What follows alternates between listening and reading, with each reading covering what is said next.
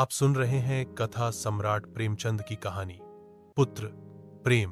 प्रस्तुतकर्ता doctor Triloknath Pandey एवं doctor Sangeeta Pandey. बाबू चैतन्य दास एक विद्वान वकील और व्यावसायिक दृष्टिकोण से अत्यंत व्यावहारिक व्यक्ति थे।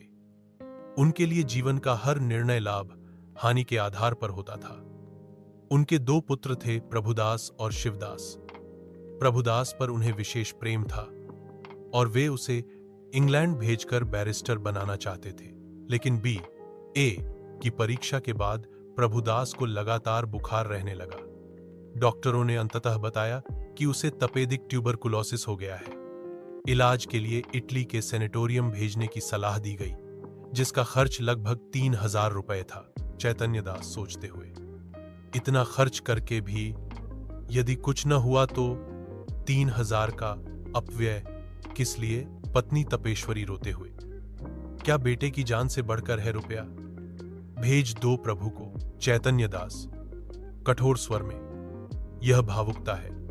संचित संपत्ति को संदेहजनक लाभ पर खर्च नहीं कर सकता। शिवदास भी शुरुआत में पिता के पक्ष में था, लेकिन मां की पीड़ा देख उसका हृदय बदल गया। फिर भी प्रभुदास को विदेश नहीं भेजा गया। 6 माह बाद शिवदास इंग्लैंड चला गया और उसी के कुछ दिन बाद प्रभुदास का देहांत हो गया। मणिकर्णिका घाट का दृश्य।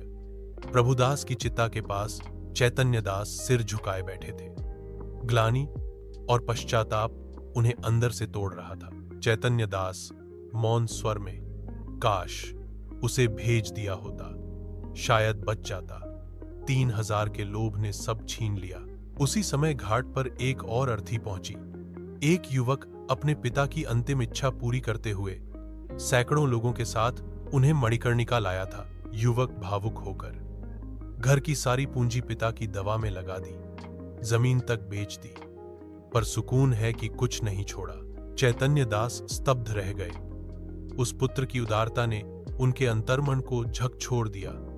उन्हें अपनी स्वार्थपरता और कठोरता का गहरा पछतावा हुआ। उन्होंने प्रभुदास के अंतिम संस्कार में हजारों रुपए खर्च किए, यह सोचकर कि शायद इस आत्मग्लानि से कुछ राहत मिले।